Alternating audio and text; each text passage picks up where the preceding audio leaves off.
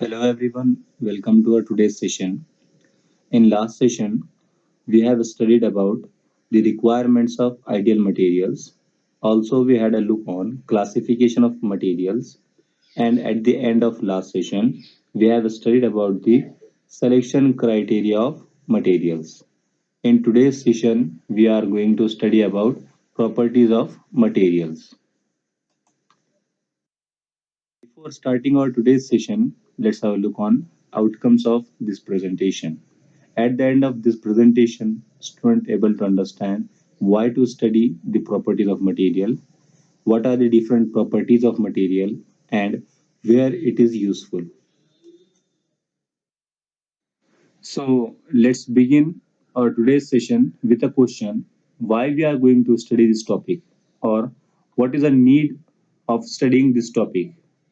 For answering this question, I have mentioned these 5 points here, among which first one is material selection. If we are unaware about the properties of material, then it is impossible to select a material for a specific application.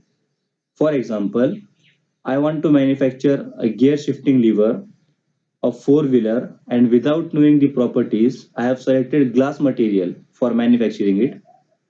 So, as a result, it is impossible to achieve work span or workability like steel. Then, second and third point I have mentioned here, that is handling and storage.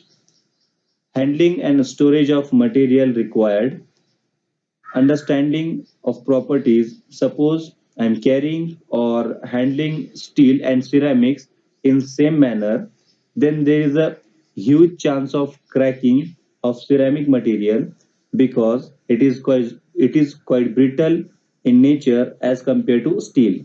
So here also we need knowledge of properties of material. Okay, it means for handling of material or for storing of material, we also require the properties of material. We should have a knowledge of properties of material. Then fourth point is transportation. uh, this is also same point we discussed above. Transportation of delicable material or precious material required proper knowledge of properties, their properties. So, if you want safe transportation, we have to know about the various properties of material.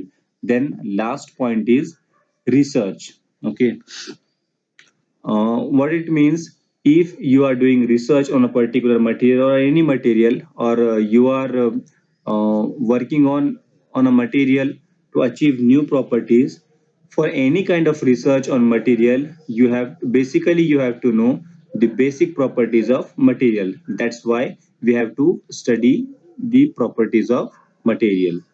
There is very less chance to ask in exam this question, but for starting the session, I have selected this question. Now let's move towards the main content of today's session, that is mechanical properties. Mechanical properties is nothing but a behavior of metal or material under load or under external forces. Means whenever we apply forces on any material, it shows some properties. So that is called as mechanical properties. Let's take a very basic example of that. This is nothing but a UTM machine, universal testing machine, over which here we have applied this specimen and applied tensile loading. These arrows shows the tensile load applied on it. Then after some time it is broken out. Here we have taken the three different materials A, B and C. A have been broken out in brittle manner, means there is no neck formation here. Here you can see neck formation is there. Here is neck formation is there, but there is no neck formation. It means it is broken out in brittle manner. Okay. Then second one is there is a small neck formation is there, so it shows the ductility. Means if material forms the neck before its breaking or breaking point, then it means material have ductility. And the third specimen shows more ductility than B because the diameter of neck is less. As the diameter of neck is less, more will be the ductility of that particular material. So first material shows the brittle manner, second shows the ductile manner, and third one also shows the ductile manner but more than this specimen. Okay, so under external loading at this machine, these three material shows different properties under this load that are called as mechanical properties.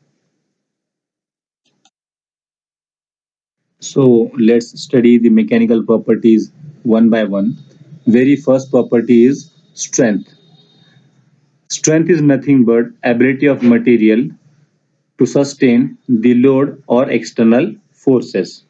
Here I have mentioned the definition, the ability of material to withstand the force to which it is subjected. Okay, in other words, we can say ability to sustain loading or ability to sustain stresses. Let's see an example. We have two kinds of string here. First one is cotton string, second one is metal string. Okay, cotton string means the it is made up of cloth like material. Okay, cotton string, and second one is metal string. We have applied certain amount of load on both string, and we keep adding weight to it. We are keep adding weight to it. We are continuously adding weight here.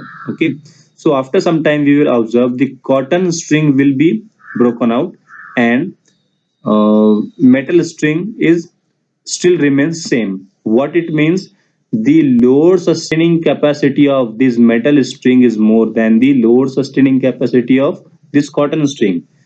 In other words, we can say that the strength of this metal string is more than the strength of this cotton string. Okay, you might have been heard the shear strength, tensile strength, and compressive strength. When your material loaded under shear force, then the strength shown by your material or strength possessed by your material is called as shear strength. When your material loaded under tensile force or tensile loading, then the strength possessed by the material is called as tensile strength. When your material loaded under compressive stress or compressive loading, then the strength shown by your material is called as compressive strength. The unit of strength is Newton per mm square. So what is strength? In simply, it is ability of material to sustain loading or stresses. Then second property is hardness. Hardness is nothing but resistance to penetration, scratching, or indentation or cutting. Means whenever your material or your plate or surface of material resists the scratching or abrasion or cutting or indentation or penetration in it or on it, then that property of material is called as hardness.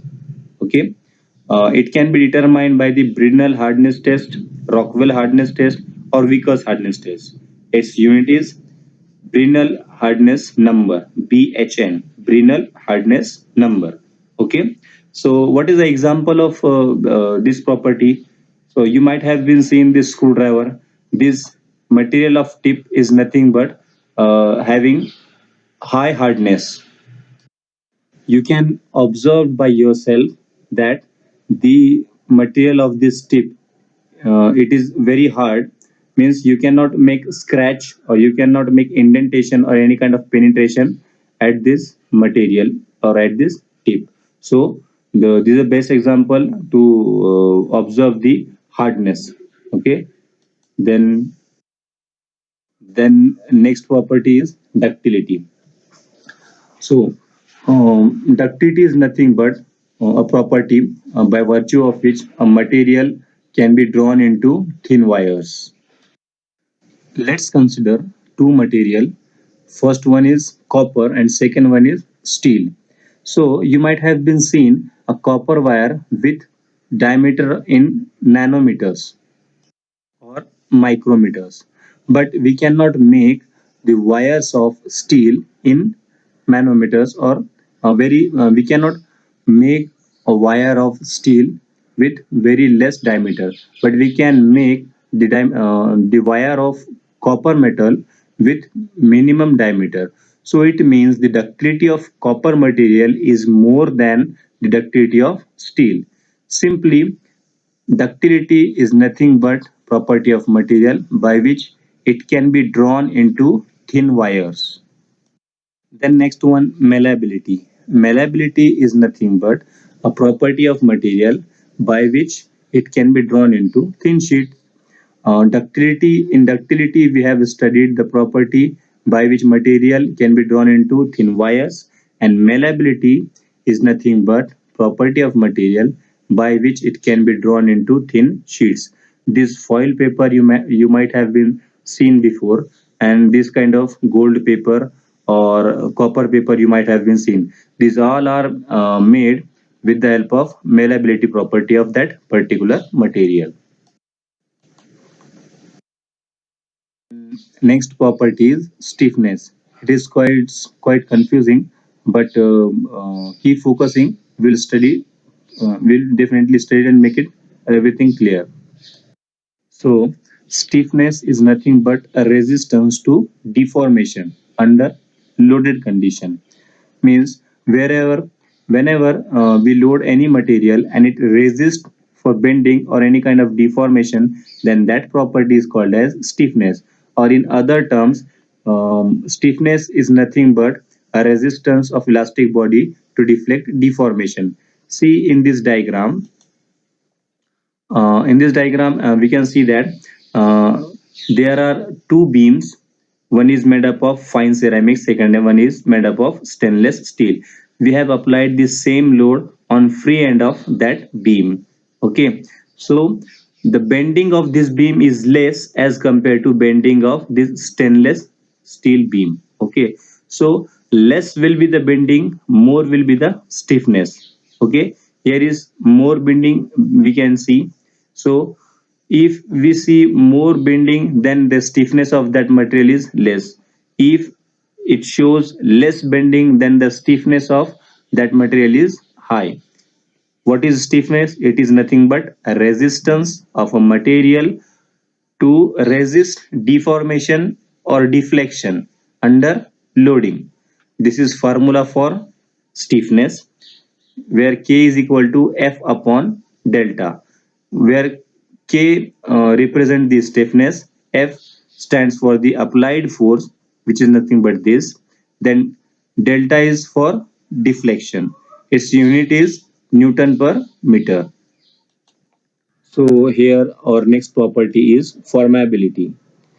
What I have mentioned here as a definition: ability of material by which it undergo plastic deformation without being damaged. Or, in other words, we can say that the ability of material by which it can be take desired shape without getting damaged. Let's take an example of this car door. If I'm having a sheet and I am converting it into the this shape of car door, and it is fully taking a exactly taking this shape without getting damaged, then I can say that the formability of that particular sheet is very good. But if it is partially taking the shape and partially being broken out, then we cannot say that the formability of that sheet or that material is very good. Simply, what is formability? Formability is nothing but the ability of material by which it can be shaped into desired design or desired shape without getting damaged. Okay, what is formability? Formability is a property of material by which it can take desired shape without getting damaged. Then next property is machinability. What I have mentioned here as a definition: machinability is the ease with which a metal can be cut or machined, permit the removal of material with a satisfactory finish at low cost. In other words, we can say that machinability, this word itself shows the ability to be machine, means when your material helps or supports your machining process, at that time we can say that the machinability of that particular material is very good. Let's take an example. Suppose if we are doing turning operation on lathe machine and we are having two different material. One is mild steel, which is ductile material and having less hardness, and second material is high speed steel, which is having high hardness. At the time of machining, we can observe the machining of mild steel is easy as compared to high speed steel because the hardness of mild steel is less. So we can say that the machinability of mild steel is good as compared to machinability of high speed steel. Okay, so in simple words we can define the machinability, that is, machinability, it is a property of material by which it permit the removal of material with satisfactory surface finish at low cost. Means when your material supports to your machining process, at that time it should provide the satisfactory surface finish and it requires very low cost.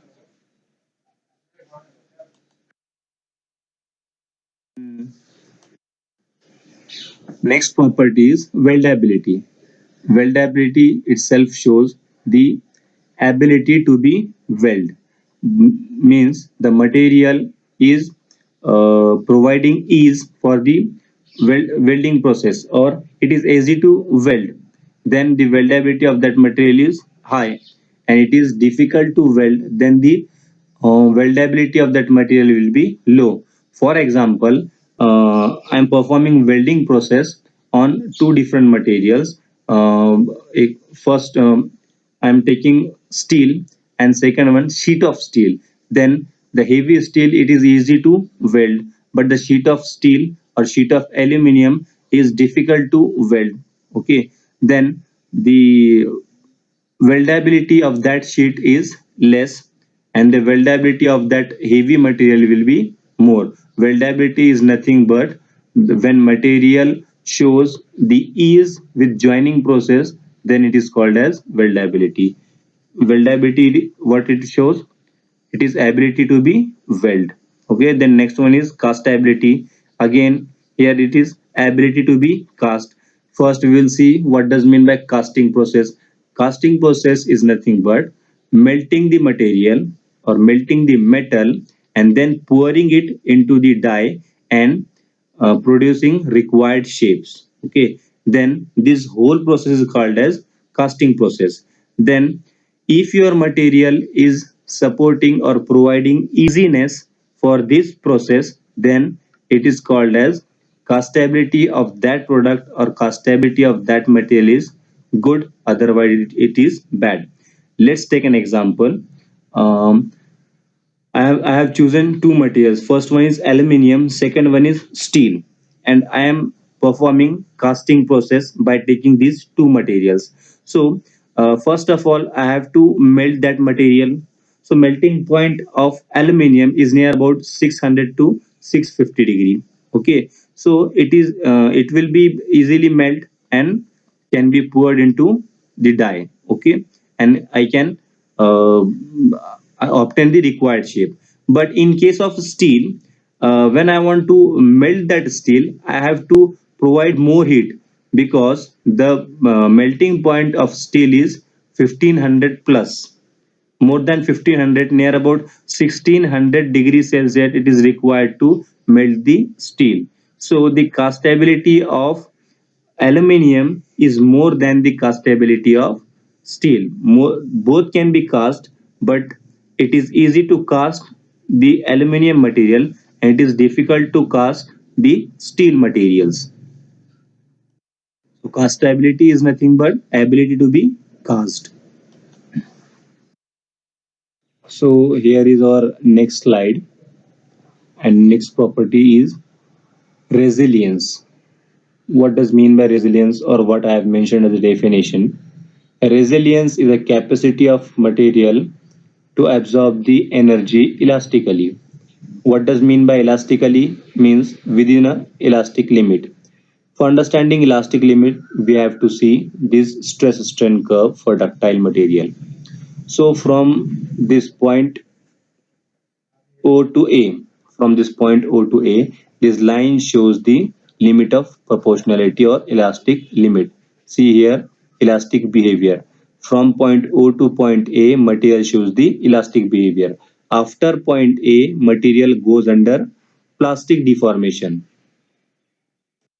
So when material is loaded under this plus elastic region from point O to point A, when material is loaded under this region, and after removal of that forces, material can get its original size and shape, but the energy absorbed within this region by the material is called as resilience. Means the property of absorbing of forces or energy is called as resilience. So what is resilience? In other words, resilience is nothing but a property of material by which it can absorb the energy under elastic limit. Okay. Then our next property is creep. What I have mentioned here as a definition, creep is nothing but progressive deformation of material with time under a constant stress. Let's understand it by this example of bolt. This when this bolt was tightened, this was not broken out. Okay, this was when it was tightened, it was undergo to the some stresses, but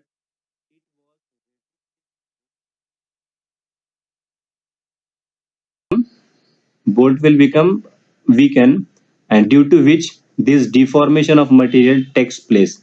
Why? Due to constant stresses. Due to constant stresses, deformation of this material takes place, and breaking of this phenomena, or this phenomena of failure, is called as creep. Let's see in other example.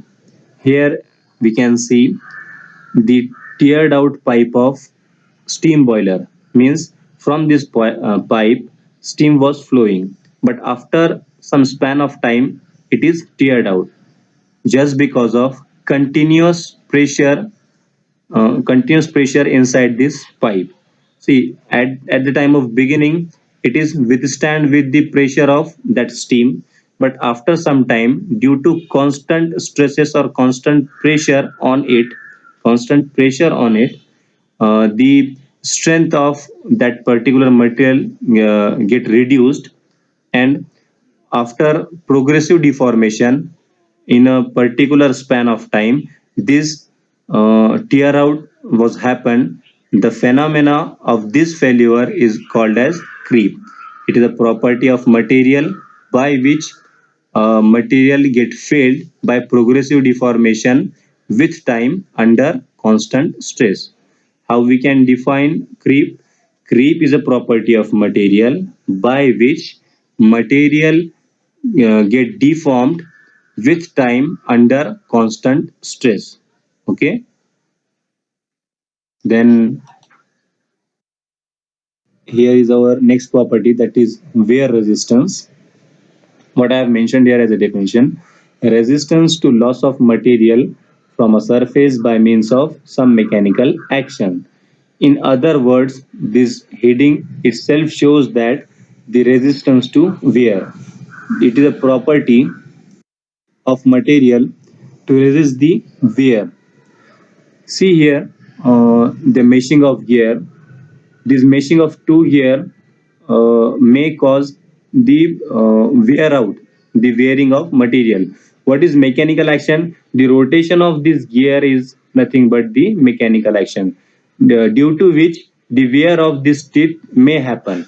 But if your material is able to resist that wear or wearing phenomena, then we can say that the wear resistance of your material is very good. What is wear resistance? It is simply resistance to the removal of material by mechanical action. Okay, once again we see what is wear resistance. Wear resistance is nothing but the property of material by which it resists the removal of material by uh, some mechanical action. It resists the removal of material under some mechanical action. Means this under this revolution action, these gears are resisting the wear between these teeth. Okay. Then our next property is red hardness. What I have mentioned here, the maximum temperature at which steel retain at given hardness. Okay. So the property hardness we have studied in previous slide. What is hardness? Hardness is nothing but the resistance to penetration or scratches, etc.